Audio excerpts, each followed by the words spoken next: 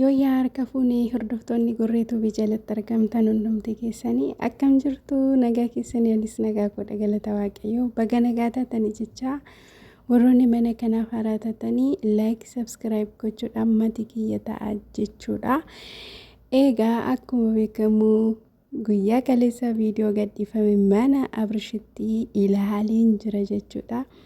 Isa keessatti wantoonni gaaffii namatti uuman viidiyoo sana keessatti baay'eetu jira. Akkasumas immoo viidiyoo xumurarra dubartii haaraan dhuftee jirti jechuudha. Egaa kanarratti waliin mari'annaa jechuudha. Tokkoffaarratti dhugaa dubbachuu fi mircaasaa maraxadhu gaafa jedhamee mucaan kun torbee kana keessa yookiin Hermeellaa yookiin immoo Ruutiyyee maraxadhu jedhamee gaaffii baay'ee gaafatamaa ture. Namni jedhee fi mircaa maraxachuun sirrii miti jedhee yaada akka yaada kootti jechuudha. Maaliif jaalala jechuun akkasumatti maraxee akka itti galtu miti. Maalat akka wayyaa fakkeenyaaf suuqii deemanii wayyaa bitan akkas maraxanii kan itti seenan miti gaa'elli yookiin immoo jaalalli jechuudha. Kanaaf wanti adda isa godhu waan baay'ee jira jechuudha. Wantoota bakkeerraa bitamanirraa wanti adda isa godhu jaalalli baay'eetu jira. Akkuma argamu immoo torbee kana keessa akka bittaa fi gurgurtaa wayittidha. Kan isaanii tokko maraxadhu tokko faana bahii jechaa turanii jechuudha Abrishiin. Egaa viidiyoo guyyaa kaleessaa keessatti Abrishii yaada isaa bal'inaan kaasee jira. Kana booddee Ruutaas ta'ee Hermiis ta'ee jireenya keessan akka jiraattan hin barbaada. Ani jireenya koo jiraachuun barbaada. Lamaan keessaniyyuu hin barbaadu. Lamaan keessan faanayyuu jaalala hin qabu jedhee jira. Egaa tokkoffaarratti utuu jaallatee hin jiru ta'ee alan godhatu. Dhugaa dubbachuuf Ruutiyyeerraa alan godhatu waan jaallatee fi waan naataati jedhetti seeneef ashee mitireerraa. Kanaaf jaalalra darbeeyyuu firee godhateera jechuudha. Okay, ishee walii kanii ishee nagga walii kan immoo Hermii bira deeme. Hermiin immoo akkuma beekamu kana dura ani ulfa jechaa turte. Ulfi sun soba ta'uun ollaan gayyoona kanaatti gaaffii namoonni baay'een viidiyoo irratti kan gaafatan koomentii irratti kan barreessanii ati dhuguma ulfa'amoo sobdeetu jedhanii namoonni baay'een gaafachaa turanii jechuudha. So ulfi ishee kun soba ta'uun ollee waxama diinatti fakkaata jira miti ittiin Abrahaamiin qabdee bira kaa'uuf malee ulfa miti jechuudha. Akka ilaalamaa jirutti immoo akka dubbisheetti jechuudha. Kanaaf egaa Ruutaarraa adda bahee ishee faana jireenya eegalee ture. Qalabatiis godheefii ture. Tibba dhukkubsatee sana immoo qalabatii naa baasi jedhee qalabatii harka isheerraa baafatee ture jechuudha. Kanaaf maal jechuun barbaade Abrahaam waan godhuu fi waan yaada hunduma isaayyuu beeka dhugaa rabbii dhukkubsatee miti. Ela dursumayyuu qalabatii harkaa naa baasi jedhee mucaa kan harka isheerraa qalabatii goototee baase bakka Hermii dhiisuu barbaadeetu. Garuu inni amma namoota hordoftoota baay'eedhaan jibbamuu waan hin barbaanneef maal godhe beektu? Yoo Hermii maraxate hordoftoonni Ruutaa isarratti duulu. Yoo Ruutaa maraxate immoo hordoftoonni Hermii isarratti duulu jechuudha. Yoo inni Ruutaa maraxate. Kanaaf mucaan kun mircaa abee jechuudha. Mircaa gaafa abuu maal godhe lamaan isaaniiyyuu hin barbaadu. Dubartoota lamaan bushaantu nyaate. Dhugaa rabbii kana bushaantu nyaate. Hindee hin barbaadu jedhee jala muree bakka. Hin barbaadu. Lamaan keessaniyyuu jaalala isiniif hin qabu. Jaalala ani isiniif qabu dhumeera. Ana bira jaalalli hin jiru. Yeroo ammatti ani Ruutaa anis hin jaalladhu. Hermeellaas hin jaalladhu jedhee takkaatti ijoollee bishaan nyaachise jechuudha dhugaa rabbii kana. Ara gifnoo hee nagar.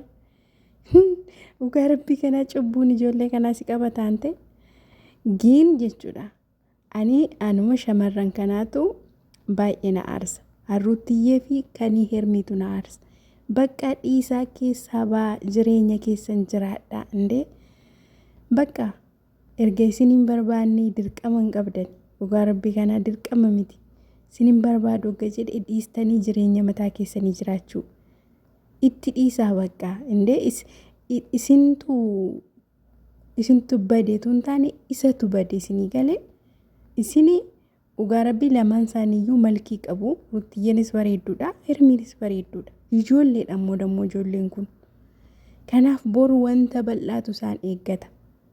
Amma umurii isaanii kanaan asirratti kan wal nyaatan birriif jedhanii jechuudha. Dhugaa rabbii darajaa kana caaluun isaan eeggachuu danda'a fuuldura isaaniitti jechuudha. Kanaaf ani hordoftoota kiyyaa dhugaa rabbii namatti faraduun ni ulfaata. Nama kamittuu faraduun ni ulfaata. Dhugaan hunduma jiru jira waan ta'eef jireenya mataa isaanii haa jiraatanii jira. Egaa Abrahaam yeroo ammaatti dubartii biraaf qabatee ni ufa. Na argitu dhugaa rabbii akka inni Hermeellaan maraxanne akka inni Ruuttaan maraxanne ani viidiyoo duraa irratti dubbadheera. Mucaan kun lamaan isaaniiyyuu barbaadu jeeraan dhugaa rabbii kanaa dhala. Ammas taanaan dubartii biraan uftee jirti. Viidiyoo xumuraarra akkuma argitanii haammatee jira. Ruuttaa fi Deebii Buzeen Hermiin fajajanii mabaqaa afaan qabatanii ilaalaa jiru. Wanti isaanii irratti jechuudha. Inna maal jechuun barbaade dubartii biraa fidatee dhufa.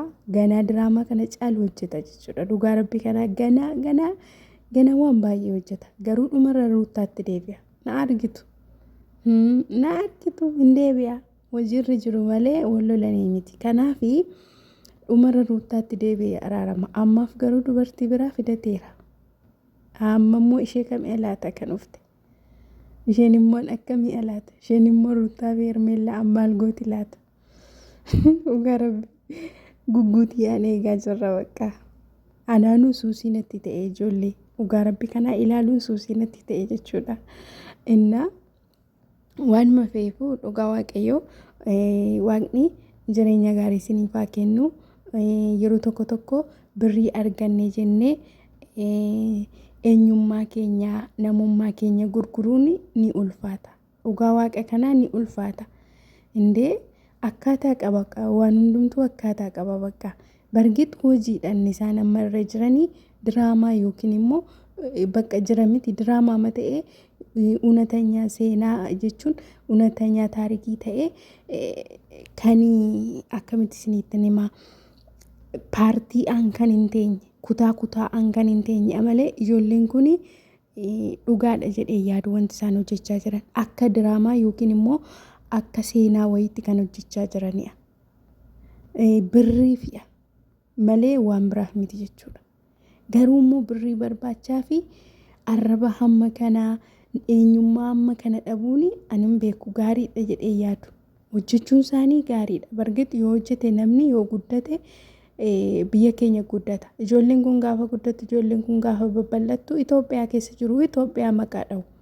Namni biyya biraa Itoophiyaan akkas guddattee jira. Bargit gaariidha hojjechuun isaanii. Garuu immoo akkaataa qaba jechuudha. Akkaataa qaba akkaataatti hojjetan. Akka kana namummaa ofii gadi buusanii hojjechuunis immoo miidhaa fida. Booddee gaafa diraamaan kun uumu gaafa seenaan kun uumu gaafa nama keessatti deebi'anii jira miti eenyummaa isaanii sirrii gaafa calaqqisiisanii rakkoo uumuu danda'a isinii galee. Ani kana jechuun barbaada. Egaa Buzee fi Deebisii kana booddee haadha mana Abrahaam ishee haaraa taqabbalaa isiniin jenna. Bakka harka fuudha. Dhugaa rabbii isinii ufteetti kan biraan. Mucaan keessan feemasii addaa ta'ee jiraniitii fuudhuudhaan jechuudha. Kanaaf rabbi waan hunduma isaayyuu jireenya gaarii isaaniif haa kennu jenna. Hordoftoota kiyyaa yaada qabdan isinis sheerii godhaa koomentii jalatti hin dubbisna koomentii hin deebisna jechuudha.